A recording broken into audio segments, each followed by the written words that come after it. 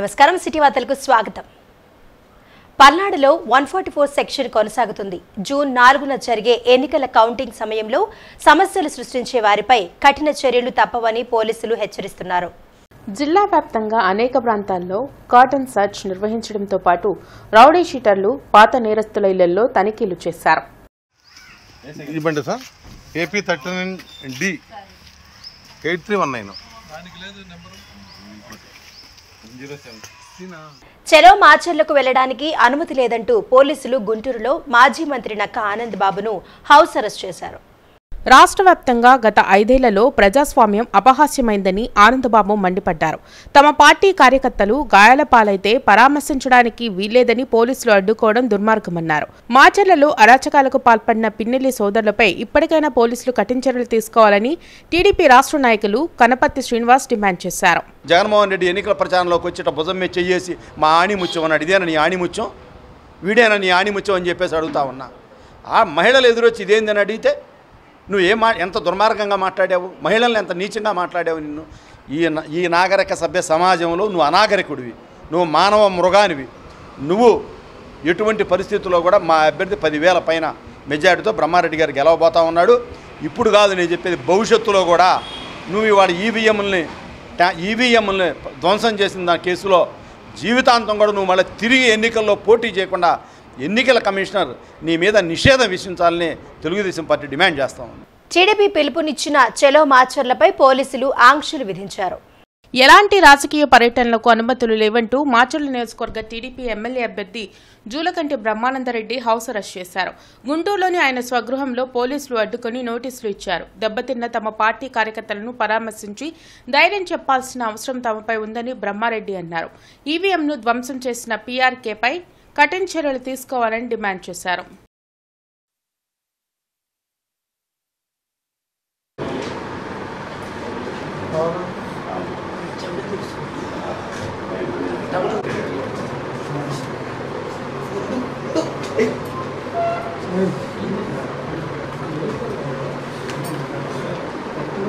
Sir ఈరోజు చలో పన్నాడికి అనుమతులు లేవు సార్, కాబట్టి దయచేసి మీరు ఇంట్లోనే ఉండి పోలీసులు సహకరించాల్సిందిగా పోలీసు శాంతి భద్రతకి శాంతి భద్రతలు ఇవ్వాలి. మా ఊరు మేము పోకూడదు, మా నియోజకవర్గాన్ని మేము పోకూడదు. అదే మమ్మల్ని కోఆపరేట్ చేయమంటారు, అవతల వల్ల మాత్రం విచ్చలవిడిగా వదిలేస్తారు.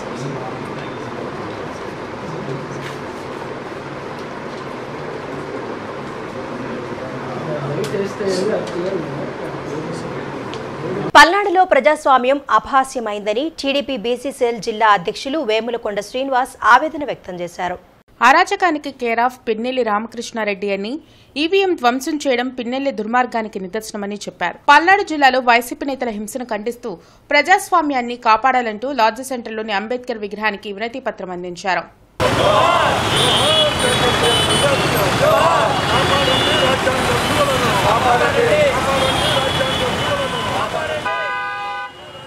గత స్థానిక ఎన్నికల్లో చూసినప్పుడు కూడా చంద్రయ్యని నడి రోడ్డు మీద నరికి చంపిన సంస్కృతి ఈ రోజున జగన్మోహన్ రెడ్డి పెంచి పోషిస్తున్నాడు. అలాగే జల్లయ్య మొన్న ఈ ఈవీఎంలు కానీ వీటి మీద గొడవ చేస్తూ ఉంటే మంజుల, మా తెలుగుదేశం పార్టీ నాయకురాలు మంజుల మీద గొడ్డలతో దాడి చేసిన పరిస్థితి, మహిళలకి కూడా రక్షణ లేకుండా పరిస్థితి పోయింది.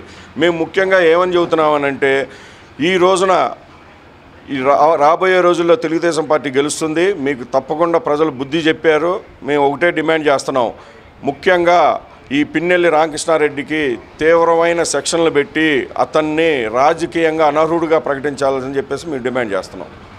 ఆరోగ్యశ్రీ పథకం క్రింద పేద మధ్యతరగతి రోగులకు యథావిధిగా ఉచిత చికిత్సలు అందుతున్నాయి. పథకం సేవలు నిలిపివేసినట్లు కొన్ని ఆసుపత్రుల యాజమాన్యాలు ప్రకటనలు చేశాయి. కాగా ఎక్కడా పథకం సేవలు నిలిచిపోలేదని ముఖ్య కార్యనిర్వహణ అధికారి డాక్టర్ లక్ష్మీషా బుధవారం తెలిపారు. ప్రతిష్టాత్మకంగా అమలు చేసిన ఈ పథకం కింద 3,257 ప్రొసీజర్లలో నగదు రహిత చికిత్సను అందిస్తున్నట్లు తెలిపారు.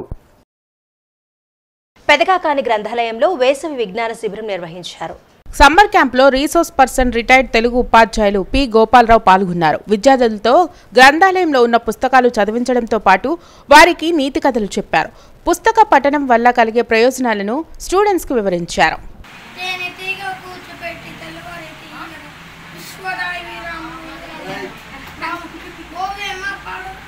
సంపాదించిన డబ్బును దానమన్నా చేయాలి లేదా తానైనా తినాలి.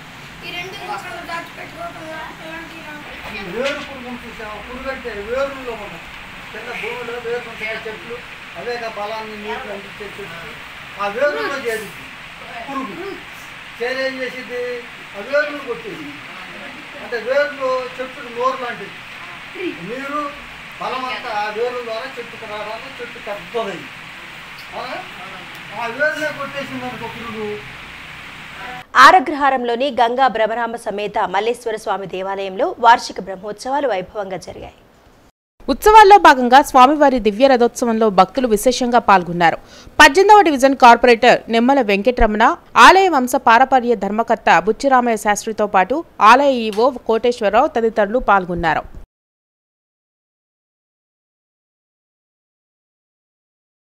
తూర్పు నియోజకవర్గ వైసీపీ ఎమ్మెల్యే అభ్యర్థి నూరి ఫాతిమా ముందస్తు పుట్టినరోజు వేడుకలు ఘనంగా జరిగాయి.